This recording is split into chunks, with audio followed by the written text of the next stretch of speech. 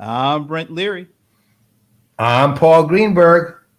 We are the CRM Playaz, and this is going to be a different kind of show. But what are you doing? That's like the understatement of the century for us. Every time literally every show is a different kind of show at this point. You know what makes this one the most unique out of any other show? And particularly out of the shows that we've been doing since we've been sheltering in place. There's something different going on right now. You know what it is? The array of Rams hats behind you. Well, that is different, but what's actually different is there's one Rams hat, well, a non-Rams hat that I'm actually wearing. This is like the first time I've not worn a Rams hat, and it's only because, and let's say, look, Bob beats Finn. Now this is a different kind of day because Finn is usually, look, Sven, sorry Sven, you were just. Now, what does that mean? And what language? I don't know. Grias uch. Oich. Grias uch. All right, we're waiting for the translation there, Sven. You got to let us know because we might be. We need help. We might be saying something the FCC wouldn't want us to say, but no, it's almost baseball season. It's almost baseball season, and I think it was last week was National Retro Day, and and so 47 brands, the great company that has all they have a good supply of sports stuff. Oh, it's Bavarian, by the way. Wow. Yeah, low. That's called Low German, right? That's amazing. Really? Is that what it's called? I don't know. Apparently, yeah. But it's greetings to us, so that's it. Greetings to you back. That's great. And look who it is. Hey, Ray. I hope you're having a nice Five Guys burger while you watch this. That'll be good. Hope you're back.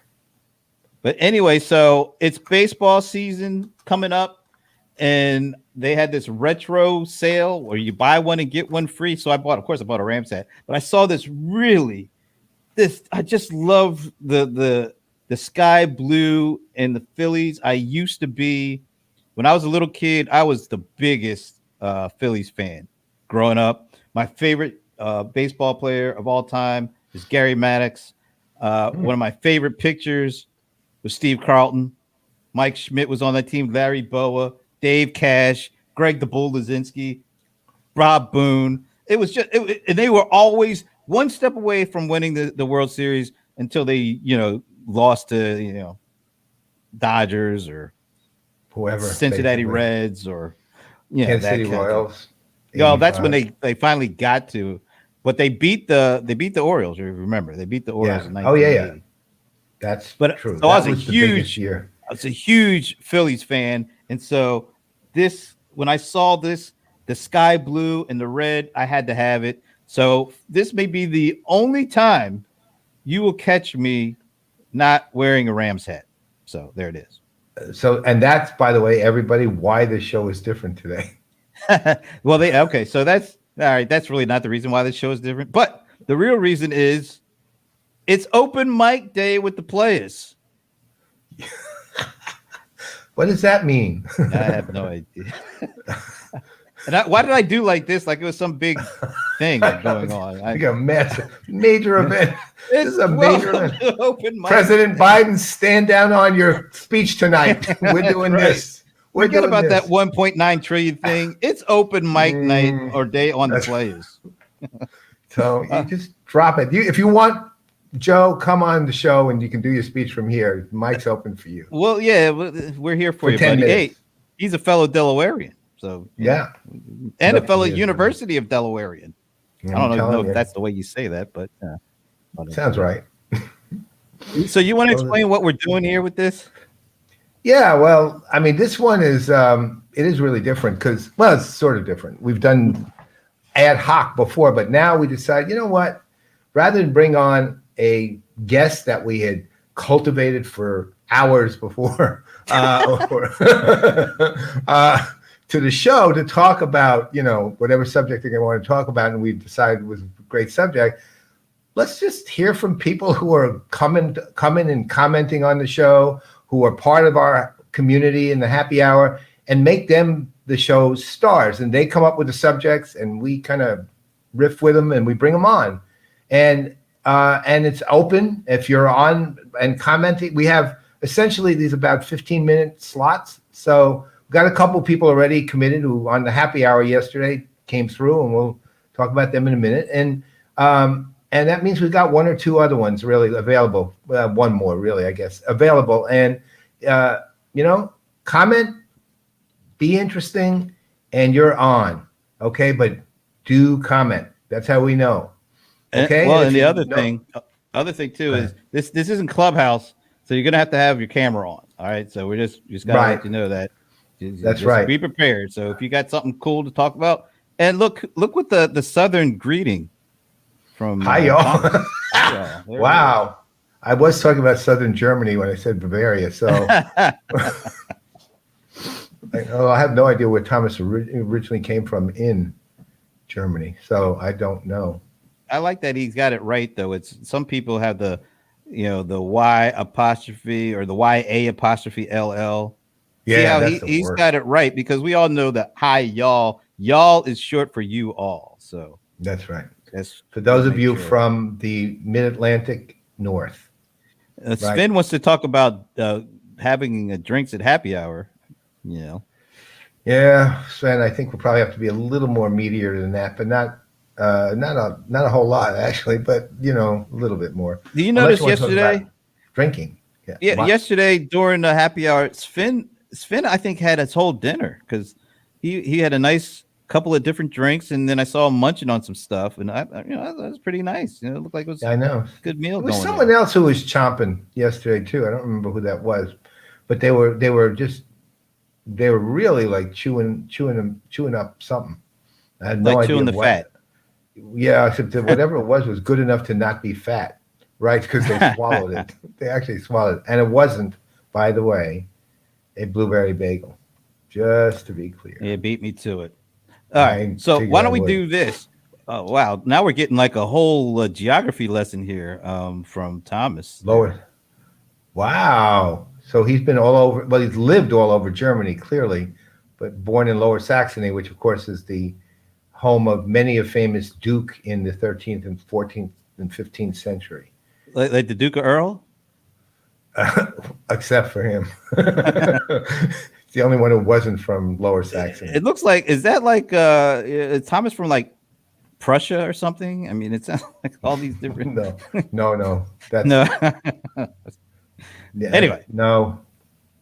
No. I used to. I actually saw it once, but no, we're not. I followed it. All right. Here's one thing we are following before we open the mic up. This thing that everybody. I already beat you to it. Alan. You're late, Alan. Came in late. If you're gonna try to, hang with me, you're gonna have to get up early in the morning. And that's right. Get on the show at about 9 a.m. By the way. Yeah, before the show is actually started. That's right. I want to put this up because this is one that Mr. Greenberg wanted to talk about. Yeah, which I want you to just look at that headline for a minute and tell me, like a year ago, if you would have a clue what the hell that was talking about. Beeple sold an NFT for $69 million. Now, I mean, literally, would you have a even slight idea what that means? First of all, what's a Beeple? Secondly, an NFT nobody had heard of. And yet, yesterday, a Beeple, who happens to be a digital artist, sold. Beeple is actually a person, right? Yes, he is a human being who is actually extremely well known in the world of virtual and digital art. Yeah, he's a big name. And he's done 5,000 works. And what you're seeing here is actually a digital representation that one of his pieces of art, that he did all 5,000, right, near field transistor, all 5,000 pieces of art are on that one piece.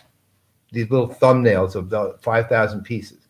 And yesterday at Christie's, it sold for $69.3 million. And it's a piece of digital art. And this is part of the craze that we're seeing around non-fungible tokens, NFTs, which is basically digital properties. I mean, Right. I know, Brent, you were, we'll get more into it, but you were talking a great deal about Yeah, one I of them was in drawn into particular. this. Yeah, I was drawn into this for this reason here. This is what really got. No, not actually. It was this one. This is what really got my attention around this. So last week, it was announced that Square, and of course, we all know Jack Dorsey, in addition to being the CEO of Twitter, he is also the founder of Square. And Square is blowing up. Well, has been blowing up for a while with the digital payments and being able to, almost let anybody who has an idea start to collect money, using this service. They also have the Cash App. I love the Cash App. Yeah. But when I saw that they bought Title, and if some who might not be aware, Title is the record music service that Jay-Z and his lovely wife Beyonce have started to try to compete with the other services like Spotify and Apple Music and all these other services. And they kind of wanted to say that their service is more for the kind of the democratization, if I can say that right, of letting creators have a little bit more say over how their music is presented than the music services. But it was really, I mean, it came out with a lot of fanfare when they announced it, and that was a couple of years ago, and really, it hasn't made much noise. I had you heard anything about it? No, No. no, I mean, I knew of it, but that was it. Yeah, so I really hadn't heard anything about it. It didn't seem to be doing like a bang up job of adding subscribers. So I completely forgot about it until that's last week when I saw that Square, of all the companies, Square, digital payments company, bought Title for like $300 million, and I think Jay Z put $57 million into it at the beginning. So I was like, what the hell is why? Why is Jack Dorsey and Square buying this service? Well, it seems like it's all going back to this whole area of NFT and the ability to let these creators start to sell their wares using this digital currency, to have much more of a handle and make more money off of what's going on versus how much money they get paid when their song is played or downloaded from one of these music services. So then I saw this thing where this, for me, like a complete no name, this Grimes young lady, apparently she's got a little following of herself of her own. So she sold her digital arts, which is her music, for $6 million. And then we see Jack Dorsey. Is it? Yeah, Jack. This is kind of the final straw that kind of really got me into this stuff. So Jack Dorsey is selling his very first tweet, the first tweet that he put out on Twitter. He's selling it. He put it up for auction, and somebody actually bid $2.5 million for the tweet. Now the kicker on this is they can't really do anything with the tweet. They can't delete the tweet. They can't really change the tweet. They just have the ability to say, I own Jack Dorsey's first tweet, but for $2.5 million. Well, actually, to make it even worse, Jack Dorsey can delete the tweet, Yeah, he can. right? Twitter. That's what I'm saying. I mean, basically, if you buy a piece of physical art and then the original artist says, I'm going to go and destroy it. We did already. We've got the bids up to about 7 million so far, Alan. We're working on it. Right. Yeah, Kirsty, I'm with you though. I need to start. Can we sell Yeah, the first CRM Playaz episode? I'm sure we can. Somebody will buy it. There's one born every minute, man. So but that's the thing. If think of it this way, Jack Dorsey, because Twitter really can delete that tweet. They still have the right to delete it, regardless of that guy owning it or not. And But if an original artist sells a piece of physical art, then he goes to the person's house and says, I'm destroying it. He's usually arrested and charged criminally because he doesn't actually own it anymore.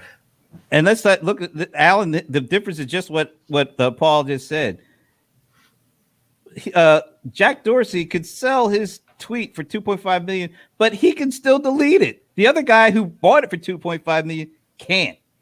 Now, how does that make any sense whatsoever? I have no idea. But it's you're seeing this movement. It's like sprung up over the last several weeks. We're seeing these things starting to happen, and it's happening at a faster and faster rate. Well, you know what? And there's some interesting things going here, and I'm just starting to try to piece it all together in my head a little bit because I'm really conflicted about it, really, all in all. Because I'm a little old school on some of this stuff, which is, I do believe, I think there's actual digital art? Absolutely do. And I think some of these things are absolutely saleable. Like, as much as people got more power to him. He is producing art, and that is art. I mean, there's no question in my mind that it is. It's all about it. All it takes is one person to want it enough to pay for it to create a market. Like Sven is willing to put up $12.50 for the first CRM Playaz episode. Well, that's an opening bid, but we have a reserve. We have a reserve. Yeah. Sorry, it's gonna have to go way higher. If Beeple can sell his thing for $69 million, we got to be north of that. I'm just telling you. Yeah, I mean, come on, Sven. Right, bid against yourself. So, I mean, the net is this. On the one hand, over the last, let's call it 3 or 4 years, we've seen blockchain, we've seen cryptocurrency. Now we've seen social audio, we've seen NFTs, but we've seen this sort of alternative, at the same time, ultimately probably institutionally legitimate capabilities emerge. Okay, and it's basically the virtual world is becoming increasingly so part of it. And to your point, off the air.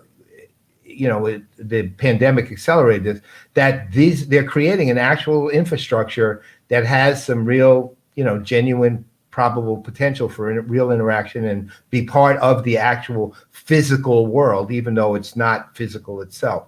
That's one thing. Is it evolved? No. Is it got a shot at it? Yes. Do I love it? Not exactly. We'll get into that in another episode because we do. This is open mic, not you and me bitching. Right. We've got some folks in here who are willing to talk. But I will say this: the next move I'm going to make is I'm going to find a tulip and I'm going to take a picture of the tulip, and it's going to be a digital tulip. I'm going to start the digital tulip revolution from forget the 1600s. It's coming back, folks. It's coming back. Yes. All right. So you ready to open up the mics? I am. All right, so I think we have our first guest. They're both in there, but we're going to go with our first guest. And our first guest wants to talk about the future of customer experience. He ought to know because I think he wrote a book about it a few years ago. Mm-hmm. Our buddy Volker Hildebrand is here with us. Hey, man. Hey, everyone. Hey, Brand. Hey, Paul. How are you guys? I see you got dressed for the show. Absolutely. Yeah. He's dressed perfectly for the show. That's right. Surfer hoodie. So tell us. Okay, so look, obviously we're going to be back and forthing with you on this, but tell us kind of the concept that you have, which is actually really interesting in terms of customer experience. It's not the generic one that's out there. Well, first of all, maybe I want to talk a little bit why I want to bring it up. I mean, the future of customer experience sounds like a little bit, whoa, why should we talk about the future of customer experience? And the reason I picked this was I read a couple of articles and one I was actually, I don't want to say disturbed, but it was kind of weird. And the headline was, I'm going to read it here, that new shift from customer experience to outcomes. And whatever that means, right? I Nothing. think the customer experience is actually an outcome. And by the way, nothing that you can manage. You can try to influence, you can engage with your customers, you can try to deliver or create a great customer experience. And then it's an outcome. But he's also talking about the fact that I think he's getting confused, and he says CX is all about NPS. That doesn't make any sense. I've never been a big fan. CX is all about NPS. Yeah. How many more alphabets can he string together there? I mean, what is this? And then he's suggesting that time to value is a much more important metric without even describing what that metric actually means. And so I was reading that. It's interesting. It was actually by a guy from Salesforce. I forgot his name. I should have. Was his last name Benioff or? No. Some strategy person there. Anyways, and then I saw a different article just recently published by McKinsey called "The Future of CX." And they're also talking about NPS to some extent, but I think they're getting it right, because they say a lot of companies kind of were using NPS as a simple metric to measure, how well did they do with the customer experience. And while it's always nice to have a single metric, we probably all agree that just having one metric for customer experience isn't good enough. But they're moving away from this and putting it in a bigger context, and that's where I actually think comes the interesting part, and something that I've been saying in the past as well is, in general, surveys don't really help you with creating better customer experiences, because it's usually too late. It may give you good information, but it's simply too late, right? If you go on a vacation and you spend a week there, and maybe you had some good, maybe some horrible experiences, maybe the AC didn't work, and then a week later when you're back home, you're getting a survey, and then you can basically tell them, well, the AC didn't work. There's nothing you can do about it. So it doesn't really help with the customer experience. What's, in my opinion, what's really important is you got to engage with the customer in the moment when it matters.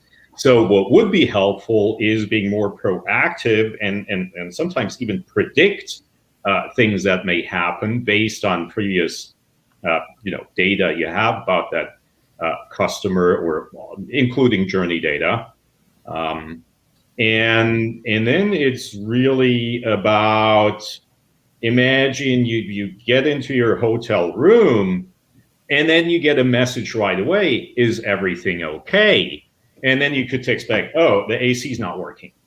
And then you can do something about it in the moment when it matters, as opposed to some survey that probably on average only 5% of all customers fill out anyways, which is an issue in itself. So the point McKinsey is trying to make is, first of all, it's customer experience is about what's happening in the moment, and it's becoming a lot more predictive versus kind of rear view mirror survey based, and that's what I really liked. So let me ask you this, though. I mean, isn't it, or shouldn't it be kind of obvious that when somebody gets to their room, especially if it's at a relatively pricey hotel, that well, actually at any hotel really, but let's say they're more likely to get this service at a relatively pricey hotel, that somebody sends a note saying, hey, everything all right? I mean, isn't that like sort of obvious to you that it should, that you would think so, but how many times does it happen? No, I mean, when you, at your very pricey hotel is when it happens usually, but that's it. And yeah. what, but but today why you can automate it. not obvious? You can fully automate it. If you go in a fancy hotel, you get a call from a person, but you can automate this today and automatically send a text message or whatever. So you can do it at scale, and I think that's the difference. And I agree. the other thing is you can predict things that happen or may go wrong, and then also proactively kind of reach out to a customer, engage with a customer based on the data that you have and what you've learned from this customer's particular customer journey and all the other customer journeys that you've been tracking, all the data that comes along with it. And I think that really makes the big difference. No, I mean, I can't disagree with you at all. Go ahead. The sad part about all this is this really doesn't have anything to do with technology. I mean, this is stuff that people, good places do this stuff. I mean, I stayed at, like a Hampton Inn. It's not a highfalutin place.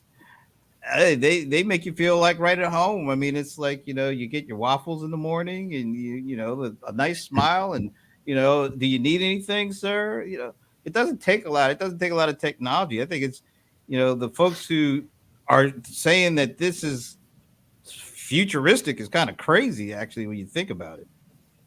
Well, I mean, the thing I think, one of the things, at least in my mind, that I'm sort of beginning to piece together is that the pandemic kind of accelerated the existential parts of all of the things that we've been talking about for years in a lot of ways, meaning all those things that we see as human behavior, right? As opposed to just the technology or just the right brain is massively outweighing the left at this point. And, and well, it really is, I mean, historically, of course, it was the other way around in the earlier days. And I mean, some of this stuff is just like, you see it on the high negatives with, insurrection on January 6th, but you see it on the positive side to the point you just made, Brent, which is somebody smiles and gives you the waffle and you're happy. Right. But that's all it takes, really. It's not. And a lot of this just has to do with the human being you're dealing with and the institutionalization and support of the good side of that behavior. Right. And I don't think a lot of companies have really done a great job of institutionalizing the right, let's call it the supportive behaviors. I don't want to call them the right behavior because right and wrong are different. I totally, I really got excited when they offered me a blueberry bagel. I was like, this is great. Thank you so much for offering me the blueberry bagel. That's what I'm saying, right or wrong. I didn't want to get into that. And then they know the next time I come, like the blueberry bagel is actually sitting in the room just waiting for me. That doesn't they know take that no Jewish person will ever go to that hotel. they've done it forever. They've taught it forever. Well, unless they know exactly who they can offer a blueberry bagel and who they shouldn't offer a blueberry bagel. Yeah. And so we're back to that, where it's how can you be relevant in your customer engagement, and Brent may want a different bagel than you, Paul, right? Or even, I remember a couple of years ago when hotels were putting in, let's see if I got mine on, the Alexa devices, Echo devices, so that instead of having to wait for somebody to come and help them, they could request it, or they could do a lot of these things on their own using these devices. It seemed like it was a big thing a couple of years ago that we were seeing these things rolled out. And then I haven't heard anything more about that. Like, how did that impact the overall customer experience by having these devices in the room that they were able to speak to and get quick responses to, versus, waiting for somebody to come up and do something, or just waiting to contact somebody? It might take a while to get on the hold or something. Well, I have a funny feeling it has to do with people expressing privacy concerns, because people were, how many people are freaking out over. I don't. I would be perfectly happy to have who in that room, right? Or what rather. But I think a lot of people are very nervous about having devices like that around. They are, but now yes. in 2021, it seems like because a lot of people, the usage for those devices have gone up tremendously as people have been kind of locked in. I wonder if after this experience, after we're able to get out, you're seeing more of the uses of these devices in more public areas, and if people actually feel more comfortable after being locked in and using them for all sorts of different things over this last year. Yeah, all right. Maybe, or maybe it's the opposite, right? Who knows? But also, I didn't want to make it specifically about hotels. I was just using the example of it as clearly too late when you get the survey and you gotta do something in the moment when it matters to the customer. But think about all and because you need to do it at scale. And yes, you do need technology, especially when it comes to digital customer engagement. If somebody's on the website looking for a product, you can actually, if you have smart technology, you can predict that somebody's going to abandon their search and abandon the website before hitting the buy button. And if you're able to predict this and know exactly why, well, because you didn't find the right product, then you can offer help or can bring kind of what's the next best action. So I don't think it's just about physical experience. It's not only about customer service. It's across the board throughout the entire customer journey. And that's where I think technology can actually play a significant role in improving those experiences. Well, I mean, and you are right about it. At scale, it's going to have to play the role, actually. I mean, because there's never a one-to-one human relationship when you're dealing with millions of people, right? Never, when it comes to that. So, I mean, no arguments there, man. So, all right, well, you know what I would suggest, sir? Why don't you follow it up a little more work, and next open mic, we'll bring you back on to see where your work went on this. Because it is important. It's important, and ultimately, it's funny. CX right now just isn't the way it's being treated is like how to put this. It's all like excuse the big word here, but a reified acronym, and that's about it. People are not seeing it pulsing, lively, dynamic side of what it really means, and it's just people just throw the thing around everywhere. CX. Yeah, and kind of to summarize it, I mean, a lot of people agree, and also what we've identified in the coming back to the book, and that's still true. There's customer experience. It's about speed. It's about convenience. It's about reliability. You got to deliver on your promise. But the fourth cornerstone of customer experience is relevance, and I think that's what's missing many times. And that's why a lot of companies fail, even if they are fast.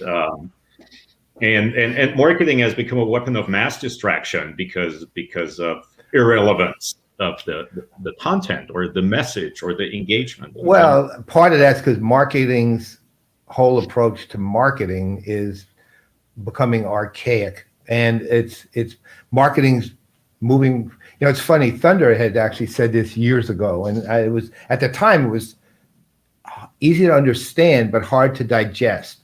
Which was marketing campaigns need to start going away, and we have to start moving to conversations.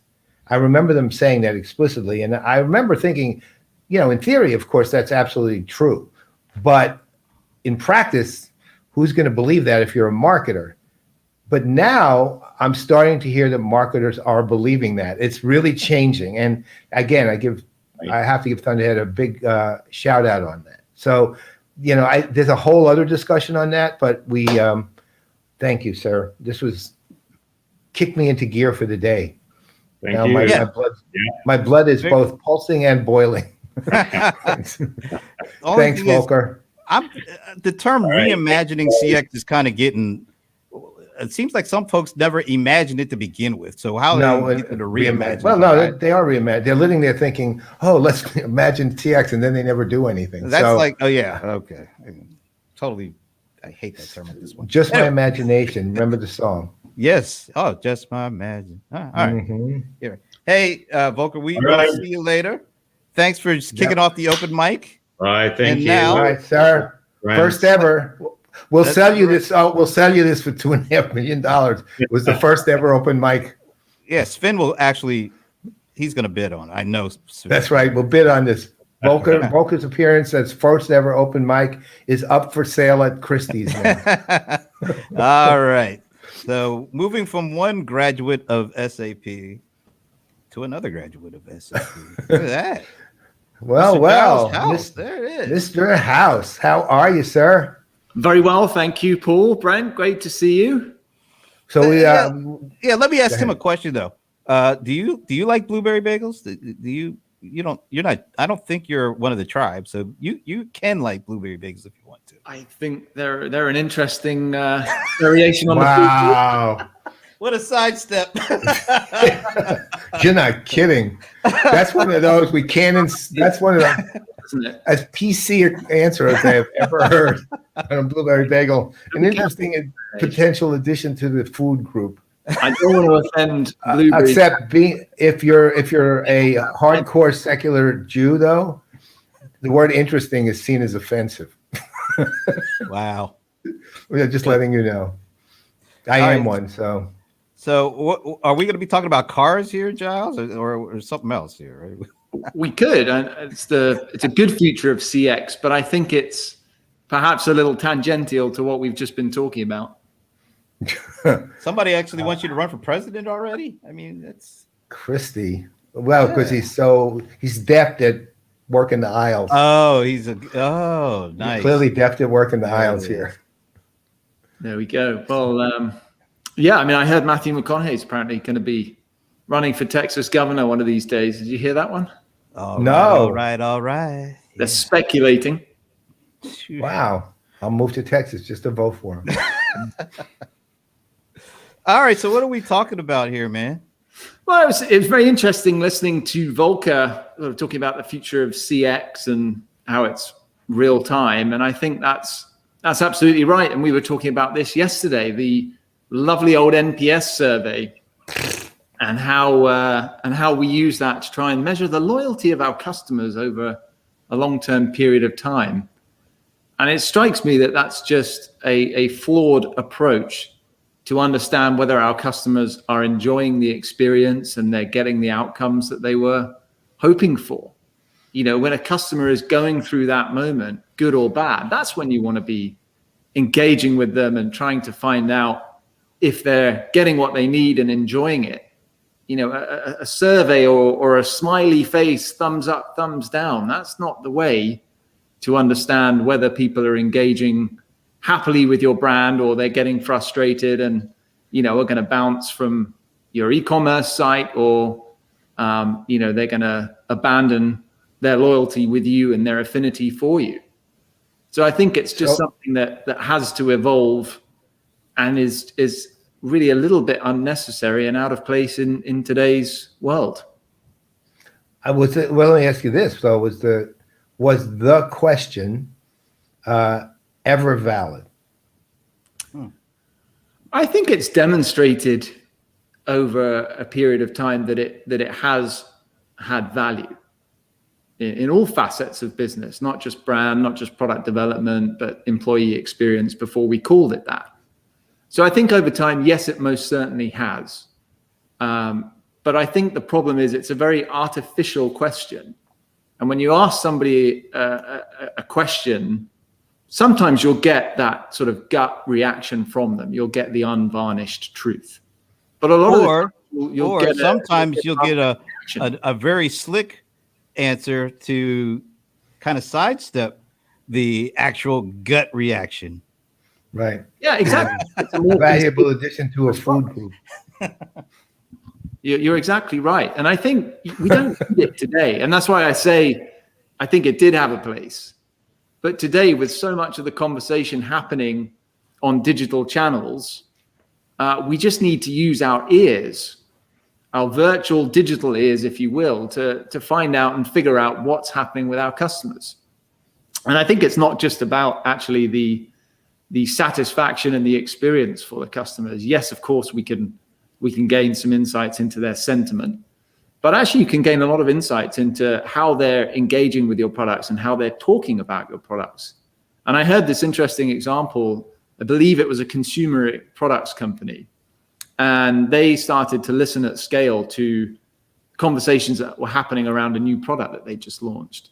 And they found this really interesting thing out, that the customers and the word clouds, etc., that were coming up in these conversations were a completely different lexicon than how they described it in their materials, on their website, on their social media campaigns. Completely different lexicon. And so they ran an experiment. They gathered that data, they analyzed it, and they said, right, here are the key insights that we've learned from this. Let's run an experiment. Let's run a test page and embrace some of this new language, emphasize the features and the likes that the customers are talking about, and let's see how it performs.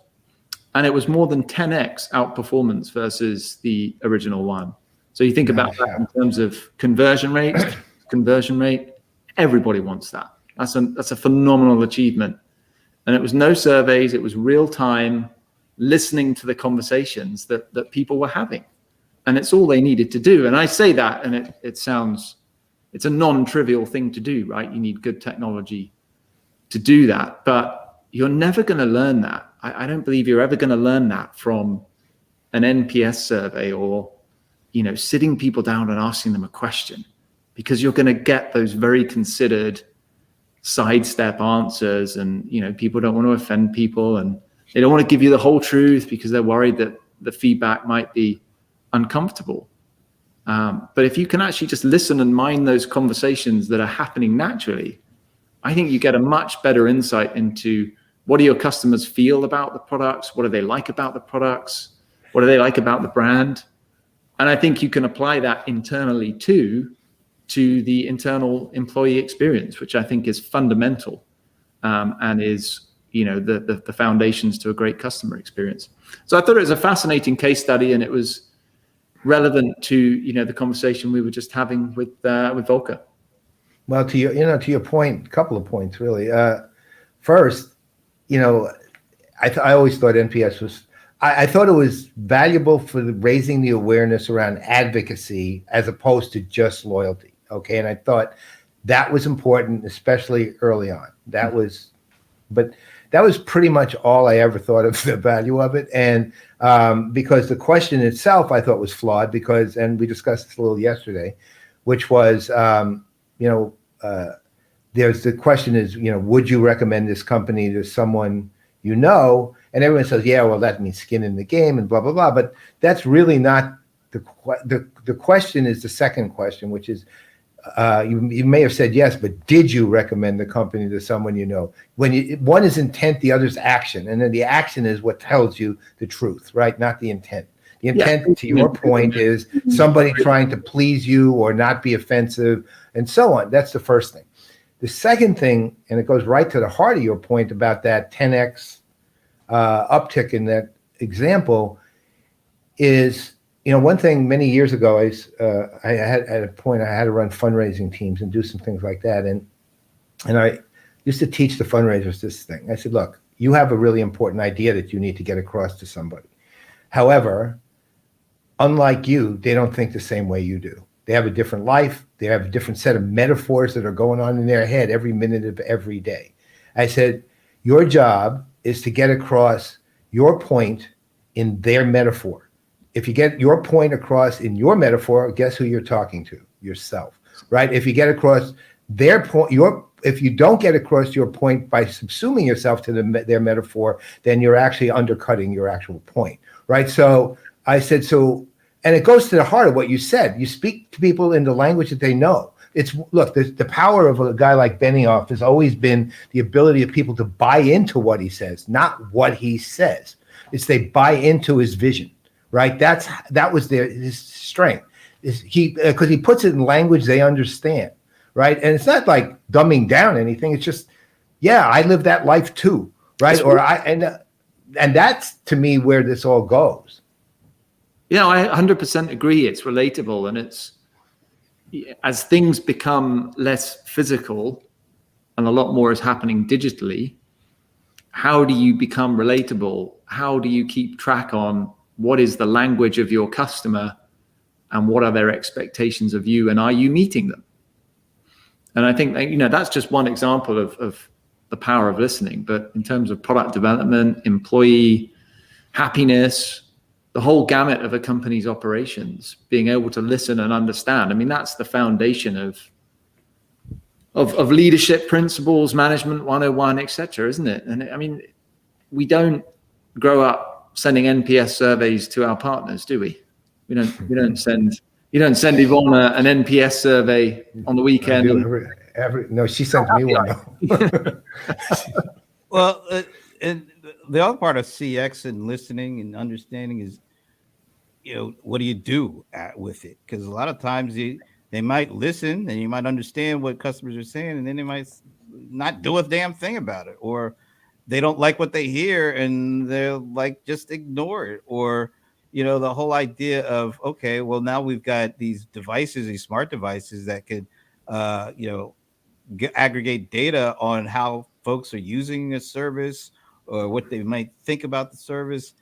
And if they don't have the good listening and understanding and analysis skills and the response skills, all they're doing is getting more data they're ignoring about what's going on. Yeah. And so there's a lot of things that before, some of the eye-catching pieces of technology that need to be fixed before they even, go down that road. Because right now there's a lot of companies that just do terrible CX and it's not anything to do with the technology. They're missing some of those key pieces: the ability to listen, the ability to learn, the ability to appropriately respond. And, and if you add technology to that situation, you're just going to get a bigger mess and a faster mess. Well, you hit on something very interesting, Brent, and that is, what do you do with it? And the example I think we chatted through yesterday about the salesperson not willing to give a few extra dollars on an expensive purchase because the consumer has found out a day later that this item has got an extra 10% discount. The individual doesn't feel empowered to make that decision, but then they also probably don't appreciate the fact that the ramifications of that decision is the unhappiness of this customer and the likelihood that they're not going to recommend, and the erosion of the brand in that group of people, right? And I think this is part of the problem. They're not aware of those ripple effects. And the SWAT teams that you contact when you're really unhappy, 9 times out of 10, they do a great job and they resolve the issue for you, right? It just takes a long time and a lot of escalation and effort to get there and get escalated to the people that can solve the problem. If they were actually listening and understanding and hearing what was going on in real time between, this person on the shop floor and the customer, they could intercept earlier, solve the problem much quicker, and you'd be bowled over with how well they handle the problem, and it became just a small blip instead of a big ripple. So I think that the technology is there. It's there to listen and diagnose, and if applied correctly, it can be there to solve issues before they get big and actually take action. And for me, that's always the nirvana. How can you take action against something? Great that I can see it, great that it's a single pane of glass, but what am I going to do with that single pane of glass? Do any of you guys know Adam Grant's Work Life podcast? I don't. No. I don't either. But apparently the commercials must be really killer. So we need to find out just so we can get the people to do commercials for us, or run commercials on. We want to, hey, maybe you want to see if Christy wants to come on with the 3 of us and just finish out the show? Well, yeah, sure. Why not? Hey, Christy, just put something in the comments if you want to come on, and we'll send you the link somehow. Oh, look, of course, Alan knows. Alan I know. knows Well, he knows everything, everything. Yeah, he does. He and Martin Snyder should have a bake-off. Oh, okay. I guess he has a book called Think Again. Yeah, I don't know it. Christy, you want to come on? Just say yes or no. No, Okay. yeah. Forget all. Yeah, come on with this. Just come on. Come Yeah. on. Come on. Christy. Come on, let's chant. Christy. Oh, Okay, there it yes, is. There it is. All right. Woo, woo. So All right. you gonna send her a link Yeah, I'll have to figure out how to do that. I don't know how I normally. via email? reach- You have her email Yeah, address, right? I'm pretty sure I do. All right. No, I get. CX is such a huge topic, and there seems to be so many,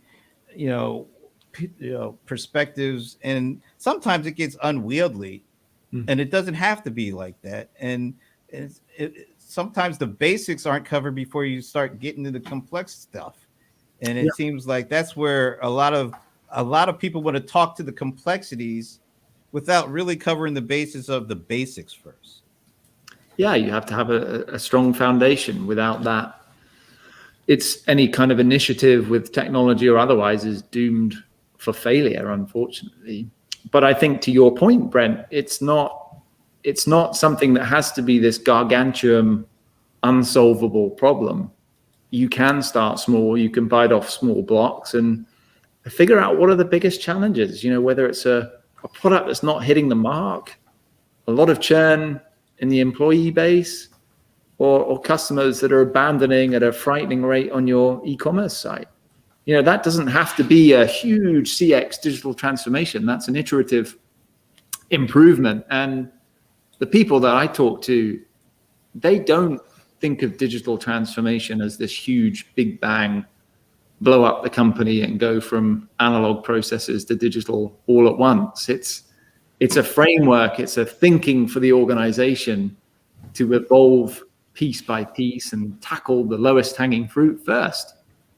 And I think that's no different from CX or EX or PX or SX, as Sven suggested, right?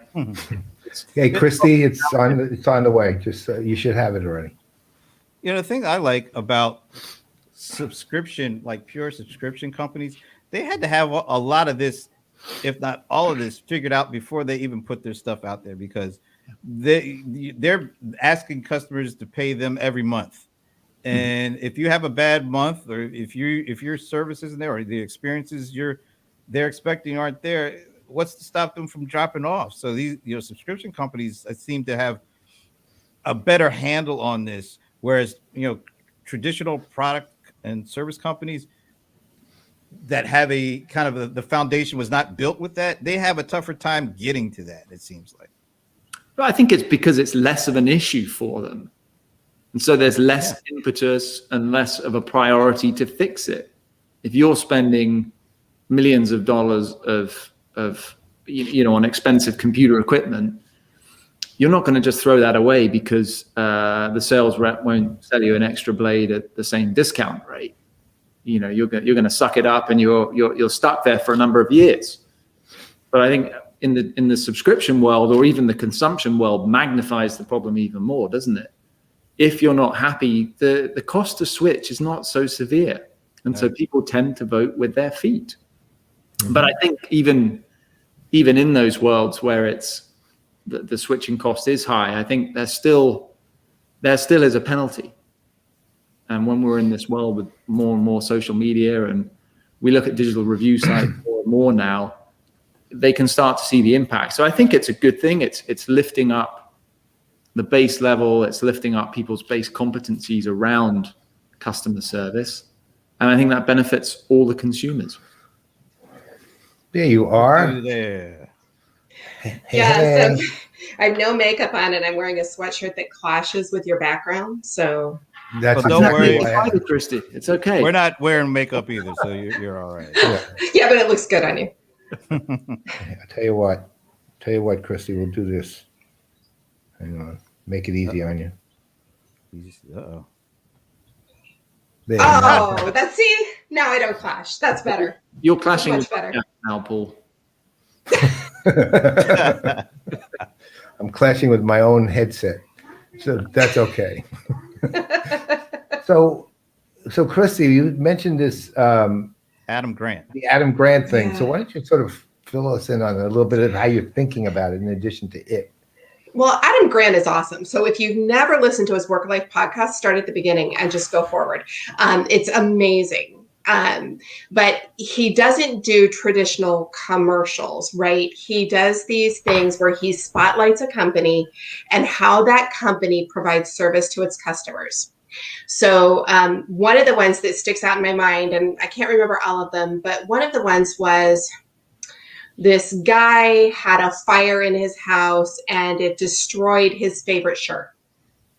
And so he called customer service and he said, hey, do you have this shirt hanging around in the background anywhere that you can just send me another one? It was my favorite one. I really want it back. And so the customer service rep gets to talking to him a little bit and says, I don't have that one, but I have one similar. Let me just send it to you and see if you like it. And if you do, it's on me. And over the course of the conversation, the guy told him that his dog died in the fire. Oh. And so not only was the customer service rep empowered to go and send this guy a shirt free of charge, here's what our company can do for you, but he also looked on Facebook, and I kind of got a little weirded out because it kind of sounded like stalking, but I don't think it really was. He went on Facebook and found this guy's profile, downloaded a picture of the dog, sent it out, had it custom printed on canvas, all on the company's expense, and sent it to the guy. And the guy, the guy's a customer for life now, right? I mean, when you empower people to do things like that, it's like, the things Joey Coleman says he used to do for his customers. He's off somewhere and he sees a golf ball that reminds him of a customer. He buys it, puts it in a box, and sends it to the customer. That's sort of insulting if you got a golf ball that reminds him of customers. I know. I gotta ask, was on it. Who's Joey Coleman? I mean, you hang out with a completely different group of people, Christy. Joey Coleman. He wrote the book "Never Lose a Customer Again." Nice. And he talks about a lot of these kind of things too, right? And he's doing it more from a salesy perspective, but everything he does for sales is customer service, right? I mean, it's all about building relationships. And if you can make people think you're their friend, you definitely have a much firmer ground when you renew a contract or you want them to act on the survey that they just did. Yeah. Goodwill and good people go a long way. Let's just say that. I mean, it just does. And, it astounds me. Like I was telling Brent that I'm not going to get into it now, but I had a very frustrating week basically, and just for varying reasons. But the one thing that, as I'm watching it, I'm sort of like stepping out of my own head and watching some of the things going on. A lot of it just comes because I ran across a bunch of assholes, basically, and not because anything was terrible, right? They were just a bunch of jerks, and it was just disturbing that jerks were in this either a position of significant influence here, or they were just jerks here, right? And but they were just not very good people, right? And there was enough of them to be disturbing. But on the other hand, then I see, if you just think through the whole pandemic, how often people were doing good for other people was astounding. I mean, it was like it gave you complete faith in humanity's capabilities and possibility again because of just the level of goodness that you saw.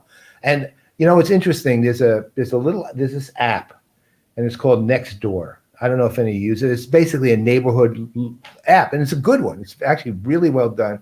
It basically ties you to your own community and creates a community within it as a result, right? So that the people are continually interacting, passing on information. So, during COVID, of course, it was really important. Here's where testing is going on. Here's the way you could do this. Here's here's something going on here. Hey, I need someone to help do some roofing. Who do you recommend? I just found a stray cat. Is this anybody's? And, things like that would go on all day and night.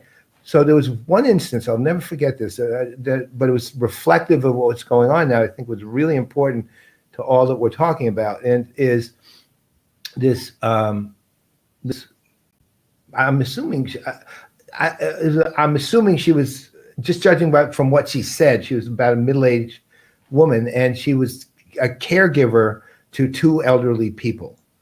And these two elderly people, and she was helping them. She wasn't just a caregiver. I mean, she was also like, they were poor, and she was giving them, paying for things.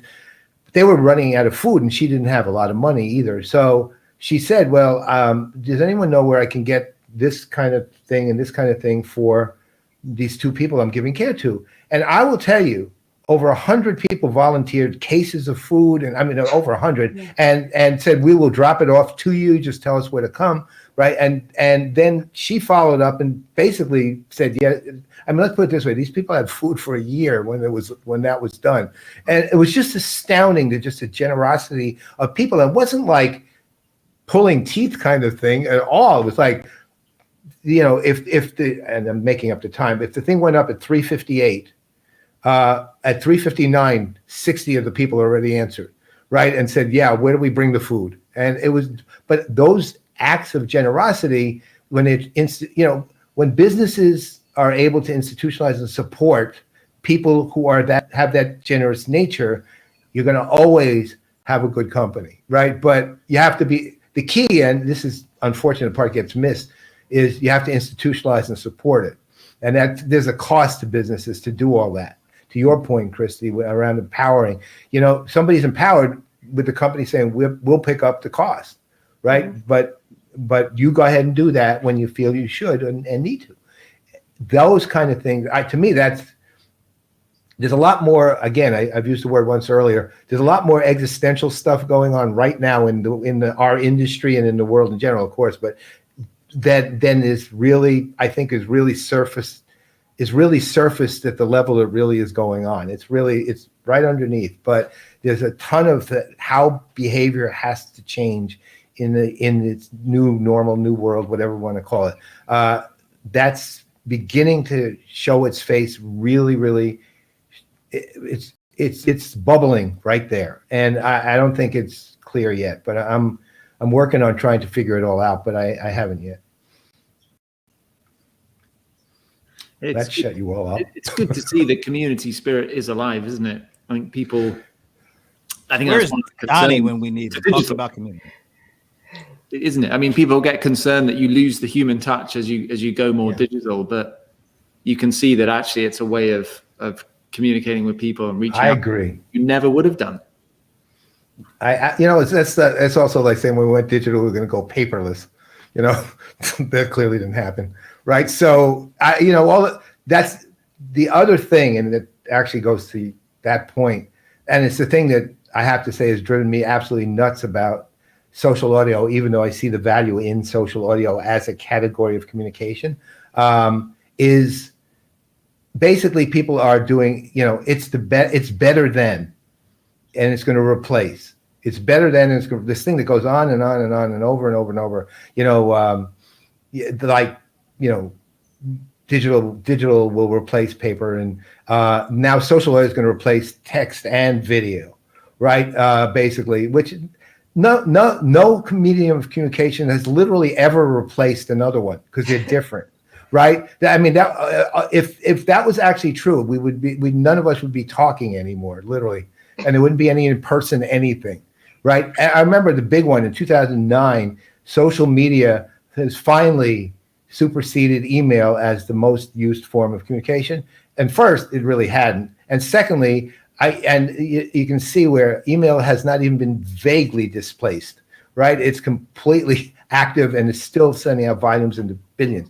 People just got to get over the crap around this is better than that. It's not. It's different than that. And it's useful in its own way. And you figure out the best use of it, and then it becomes valuable. But stop the other junk. Oh, what's happened is we gain a new communications channel, and that just increases the amount of interactions we have. It doesn't seem to really take away from the 400 million emails that are still getting sent a minute that were getting sent a minute 10 years ago.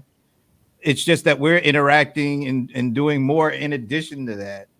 And that's the same with Clubhouse or Twitter Spaces or whatever. It's just adding another way for us to communicate, and we'll use whatever channel is we feel the most confident with at that particular time for that kind of interaction that we want to have. It's just all or channels. Yeah, they're just, I mean, right. my favorite thing now is that if you post something on Instagram, there's a little button that says, "Do you want to post it to Twitter? Do you want to post it to Facebook?" Yeah. Sure. No, we don't want to, because those channels are going away. So why do we need to do that? Who uses them? Yeah, we're getting away from those channels. There'll be an eBay button soon, won't there, where you can wrap it in the token and. There's going to be an NFT. Do you want to sell this? It's going to be an NFT button. That's right. Every picture's going to have an NFT on it. Yeah, that's right. We're going to sell it. Well, you know what I'm going to do? I am going to draw a picture of an invite to Clubhouse and sell it. We've now come well, so about the Clubhouse, I might only get 3,500, but if I sell it as a digital artwork, I'll get 10 or 12 million. That's my thinking. That's awesome. I think the logic's right there. Rolf is like going to work. Rolf, you want to jump in? We got maybe a minute or two left. Let us know. That would make it a fully blown intercontinental StreamYard. Because I think Rolf is over in Germany, isn't he? I think so. Right, Rolf? You're in Germany? Rolf, you want to do a quick hello? Let us know real quick, and well bring you on. Yeah, we only got a couple minutes, Rolf, so you got to hurry up. Also, I got to figure out. Thomas, and Sven. All of a sudden, there was like a whole German conversation going on there for a little bit there. All right, it looks like Rolf is thinking about the eBay button. Apparently, always. I don't. What does that mean, Rolf? Me always. Does that mean you want to join us for a few minutes or what? I don't have his email. Oh, Rolf has never been on a happy hour. Oh, I could send it via LinkedIn message. No, I won't do that. I have to go dig out the happy hour registrations. Right, I mean, no, don't do that. I'll just send him a quick LinkedIn message. Rolf, I want you to have that bearskin hat you were wearing for the Zoho. No, don't. I'm gonna hang you up. You do that. Oh, I would. Oh, that would be so funny. All right, Rolf. Oh my God. Message coming your way here, Rolf. That sounds like quite a hat. It was literally a dead animal hat. It's one of those, the tail hanging over the back and the arms hanging over the sides that looking like flaps like that. They weren't really a dead animal. It was a fake one, but it was pretty. That doesn't make it better. The fact that it's hard to describe. Wow. Rolf, I just sent it via LinkedIn message. We didn't expect you to put your email address out there, but I'm sure nice people will be glad to contact you. That's right. On LinkedIn. And if you need any web development, that is, they'll contact you. Thomas, yeah, we speak German, but we do not understand each other. Huh? That's because they're talking different dialects. Davy Crockett. Thomas's response is perfect. Davy Crockett, just more hideous. Yeah, that's a perfect description. Heavy on the hideous. Absolutely. Oh my God, it was hideous. But it was fun. Ralph was sporting, and only Ralph could get away with. Funny, you need to dig up a picture so the audience can. Yeah. Oh no! You could go to my LinkedIn profile, and there is a 2-minute clip of, I like to call it the dancing analyst. I was DJing the Zoho evening thing. I saw that. Yeah, and so there was about 20 analysts in their own little Zoom square, rocking out to Belle Biv DeVoe Poison. It was so funny. That's all you can say. It was so funny because it looked like all 20 were dancing to different songs, although I was only playing one. It was really. What was funny. that one guy from? He was from a big name company. He was really doing the. Oh, that was Oh, now you said it. I blocked his name. This guy I know like really well. He's the guy who used to put out. He goes all the way back in the industry. He used to do the Siebel newsletter back in the day. Bruce Daly. Bruce Daly was the.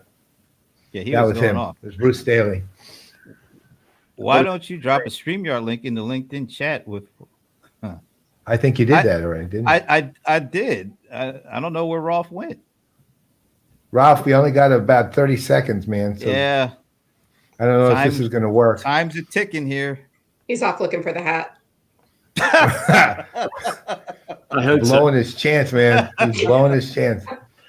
We're already 12 minutes over our normal. Well, we're actually at our normal time, but it's been too much fun not to stay on. So anyway, yeah. Well, it doesn't look good, Ralph. Sorry. Wait a minute. Is that? Nope, not yet. Nope, not there. No. Volker's still hanging in there. Look at Hey, Volker. Hey, we'll tell you. Volker's Well, you're chilling Mike. over there. Mike. Yeah, you are. There you go. All right, so we'll make this here. We got the closing team. We'll get you next time, Ralph. Don't right. worry. Sorry, Ralph. Right. Closing. So why don't you guys, whatever the hell you want to talk about, closing thoughts on anything. Yeah, boy, that's All right. That was Go ahead, Giles, you start. really dramatic. I wasn't prepared That's for what you're that. thinking. Nobody was. Wait a minute. Maybe we could get their opinion on the NFT stuff because that's still. I mean, All right, let's do it. What's his name? Bubbles or Beeple? No, Beeple. Beeple. $69 million for his digital art. Wait a minute. I think I saw something. Oh, It took him forever. Oh my God, Ralph. Ja, Leute. Oh, I know why he took so long. He was setting up his identification there. CRM Guru, CX Brain, Ralph Korb. yeah, that's a lot of names there. That's a lot of names. All right. Well, listen, join us. We're closing, so join us for the closing comments. All right. So everybody, your take on NFTs. Brent and I are listening. I think it's an opportunity, isn't it? It's the gold rush. Will it be as enduring? Will it have long-term value, or is it just a fad? I think the jury is out. Are you going to sell anything? I think I need to create something that's worth selling before. Apparently, What about- no, apparently you don't actually. So Wow. Well, and you can also bid on things, shows that you might like. we're putting, just before we get to the next person, just so you know, when the show ends, Yeah. when we do our closing sequence, what you're going to see is up for sale. That's all I'm going to say. All right, Christy, what are you thinking? NFTs. I think it's an interesting concept, but I don't know how they're going to enforce that in digital media, especially with the print screen button. Seems like it would be kind of a, if I really want that, I can print screen that and send it off to any canvas printer. But it'll be interesting to watch. Okay, Volker. I think it's a fad that's going to go away. Okay, fair enough. Ralph, NFTs, you closing us. Guys, I honestly don't have a clue. Just I love how he Not- just said that. If I have to sell this, I sell that. all right, fair enough. So you actually like NFTs. You can call anything you want. Well, that's physical, so you can't really call it an NFT. But Honestly, if I don't know the abbreviation, I can only go for being stupid. non-fungible tokens, meaning digital works, like Jack Dorsey's first tweet, or the artwork that sold at Christie's, which was purely digital, yesterday for $69 million. That's what it is. Not $69 million. Oh my God. Yeah, that's a pretty good answer, actually. Rolf, don't you have a couple of tweets hanging around you might want to sell? I mean, good stuff. Well, the first when I was mentioned as being an innovator in Germany doing Twitter, that's not worth a penny, but it would have been Pfennig. historically. A euro or a pfennig? Yeah, Right. it's from these days when there was still D-Mark and Pfennig. You're right, Paul. Right, that's right. Then it's worth something. I'll give you 1 million Deutschmarks for that first tweet that you put out there. Can you foresee? Let's just stick to the art stuff because that might be the easiest. We all know about the Mona Lisa and Leonardo. I was about to say Leonardo DiCaprio for a second. Leonardo da Vinci.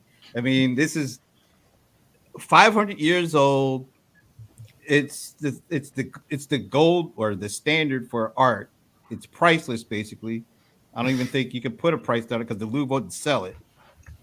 Could you imagine anything in the modern era, this digital art stuff, something that could come even close to being the same value as something that is tangible, that was done 500 years ago by people who say he might have been the smartest man who ever lived, who people still to this day do not actually know how he created that art, but having somebody do a digital art piece today that could actually be even in the same ballpark in terms of value. Yeah, I think absolutely. I think there is a price that people will pay, and I think it's a very high price for having the only thing of that in the world. It's pride of ownership. I mean, you know, some art collectors, they don't even have their pictures up for tax purposes, but they know they've got them. You know, they'll hang copies, right? They'll get copies made and hang copies and store the original in a very safe place. But they know they've got it, and they will pay for that privilege. So I think absolutely that there is a scenario where that happens with NFTs. You know what? It does go to those existential questions. That's the question of ownership and value. That's like the and third time works. you've said that word. I'm into it. That's two more than I meant to. Look, I also said, according to Alan, I said subsumed metaphor. So I was like, whoa, I'm into using my literary skills today. Yeah, what little I have left. Oh, look, we got somebody. Greetings from Canada. Greetings back to you. Hey, Zach. He's a good man. This one. The Sugar Zach. Mm-hmm. Wow, I like that. Wow. Sugar Zach. Sugar Zach. Well, there's Sugar Clint, so why not Sugar Zach? Yeah. But he's Sugar Zach. He hasn't been around quite as long as Clint, but he's been there a bit. I just need to dig in a little bit more because I'm finding it difficult to think of something that can be digitally created and easily duplicated and copied could rival the Mona Lisa, something painted in 1503 to 1509 by the smartest guy in the world who has really no peer in what he did. And people still don't know how he did it, but it's sitting in the Louvre and there's like no price tag on it. But we're thinking that there's something that could be created by some digital artist that could rival that. Well, in 500 years, you'll know what it is, right? I mean, it wasn't the next day that somebody went, oh my God, that's worth a fortune. But in 500 years, Leonardo's Mona Lisa will be 1,000 years old at that point, and we still might not have a real good handle. It's just a fascinating thing to think about for me. That's Ralph's hat. That's the hat. Sell it. Sell it, Ralph. The one. That was it. One. Wow. I'll give you 2 NFTs for that. Not being too serious because I'll give you 2 million in Bitcoin. No, I have too many hats on. Sell them, man. I tell you, you can sell anything now. So, well, right. Look, to be serious in that discussion, I believe that at the point when you find in a cave a drawing of an animal or anything like this, which has endured for thousands of years. And we asked ourselves how people have created this precision. And that is so fantastic. I doubt that we can create something like that with digital in words, or that it will last for such a long time. You know, as much as I would like to think that's true, I'm not sure that's ultimately going to be true, because, you know, when it boils down to what we think is enduring and what we think is historic is going to be different 500 years from now, and or however long. And that's actually where I think, I don't know what that's going to be, but there's somebody is going to be, there are names who from this era who will live down in history as, you know, having huge impact, being creators, you know, and there will be value attached to ownership of something they did, whatever it is. And it's more to the creator than the creation, right? Half the time, you know, if the Mona Lisa was done by a minor artist, it wouldn't be worth a tenth as much as it is. This is a beautiful look. It's a wonderful painting, but it's not priceless because it was done.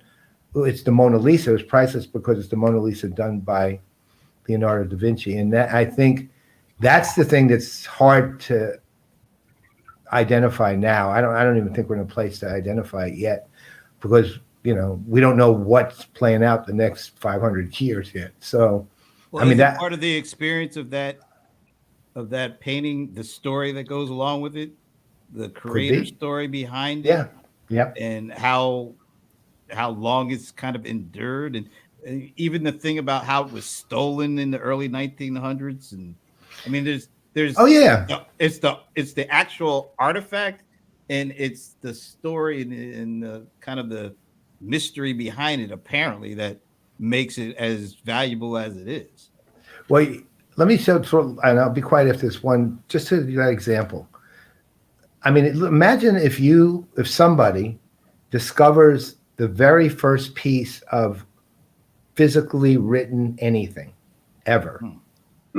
That would be at a level of value, because, you know, the entirety of, in effect, I mean, that, of course, compared to the magnitude of what I'm about to say, that is probably one of the most single important discoveries in human history, really, because it's why humans are still here, right? Because we managed to do things like write.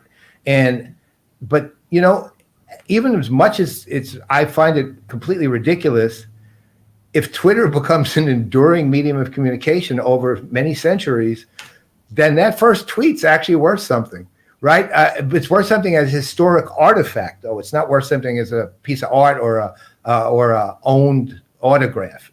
You know, it's a historic artifact at a certain point. And because you ultimately, what is it that has done something that either changed humanity, evolved humanity, or improved humanity, or on the negative side, you know, helped destroy it. But at the same time, did something that enduring and that important, you know, then there's value to it, ultimately, because of what it did, and because of what it is, and because of who it's from. But well, could you imagine how much I would agree with the that, very first Bible was, if somebody found the very first Bible, like copy number, not even copy, original one. Yeah. There's no way we can get through now, apparently. But what if it somehow somebody found it in some cave? What would the value on that be compared to priceless, whatever's going on right now? Just to some people, it would be priceless, but to other religions, it would be of absolutely no value at all. But it only takes one person that has a lot of money, I guess, who's willing to spend that money to set the market for it. But it's like sports cards in a way. It's a parallel. A sports card, I have absolutely no interest in collecting them, but there are some people that spend ungodly sums of money. Give me that Honus Wagner card. Oh yeah, Mickey Mantle's rookie card. Right. Is it any different, honestly, to that? The price of rarity and scarcity. some of those are going digital now. I mean, this is the first time I heard of this. My husband was talking to me. He's a huge baseball fan, baseball card collector. And, he said, well, some of these guys are only putting their cards out there digitally now. So you have to buy them with these NFTs. And so that's how I heard about it. No, so I actually saw that yesterday. There's a whole group there's a number of sports cards that are being produced only digitally, and they're being produced in series too, so that you buy the series, right? I just saw that literally yesterday. But to the point of sport, look, ultimately there's a market. There's always collectors markets, right? They're going to be forever because people enjoy owning things, right? And certain kinds of things, and they have certain reasons for wanting that, and so on and so forth. And if they have the means to pay for them, they buy them, right? But and how much? But they could get cards in their current form. But this, to me, is a almost sort of like a speculative play to grab the gold while they can, because who knows if a digital card is going to be worth anything after this tulip mania phase we seem to be in right now. Well, the other question there is you can only do it with cryptocurrency. You can't buy it any other way. You can't buy it with actual money. You're buying it with cryptocurrency. And the only value of cryptocurrency is its ultimate redemption in actual money until you can buy a lot more with cryptocurrency than collectible items. But right? They're keeping the amount of cryptocurrency available to a certain low number because that drives up the actual amount it is worth in dollars. Tulips speculation. Yeah, this is just like, to me, it feels like Amsterdam in the 1600s. Although I was not there, folks. I was just thinking. You're looking pretty good, Brent. For, You went there after you watched the painting of the Sistine Chapel, right? Yeah, well, Mike Angelo and me, he asked me to hold his paint for him when he was. Alles klar. Like, you get it with like those digital cards, right? There's still something you own, but that first tweet, for example, what do you own? Nothing. You literally own nothing. Yeah, you own the right to say I own it. That's pretty much That's it. right. Yeah, understand. That's it. Mm-hmm. Because Jack Dorsey could still delete it after you pay him $2.5 million. Well, look, I have a funny feeling. Either the guy who bought it is an utter idiot, or he's there rich. was Dorsey also said though that he was going to donate the entirety of the money to charity. So there may have been something there for that. Maybe I'm trying to give the guy a little benefit of the doubt who bought it, that he's donating $2.5 million to charity. And I don't know, maybe they worked out something. He gets 501c3, anybody who's able to pay $2.5 million for a tweet, they're rich enough that 2.5 is nothing. It's like walking around money for these people. Yeah, well, again, you want to give the guy the credit. Let's put it this way: if there's nothing charitable about his acquisition, then he is an idiot. He's just an idiot. It's like a dude walking down the street. Oh, sir, you dropped your $2.5 million. Oh, thanks for letting me know. Yeah, that's what it is for these guys. Yeah. Well, with that, we will open up the bidding for the CRM Playaz. Right. You'll see it. We'll be putting it up for auction at the very end of the show, as you will see. The last 10 seconds, you'll see it. And it's, believe me, it's well worth the reserve. There's a $1 million starting reserve on this. All right, folks. This has actually been a really fun open mic. I mean, I enjoyed the conversation where they all went and bringing everybody in, and Ralph sporting the hat for a split second there was always a pleasure to see. But seriously, no, this is fun. I like this kind of conversation. We'll be doing it more. We will do this more than just this one time. So it has a lot more style than clubhousing, my honest opinion. That's because Paul and Brent are here. Oh, that's so sweet. I know. Jeez. Do we have to pay you in digital currency for that compliment? I just want I want the episode. That's the first bid. There's the first bid, and it's not.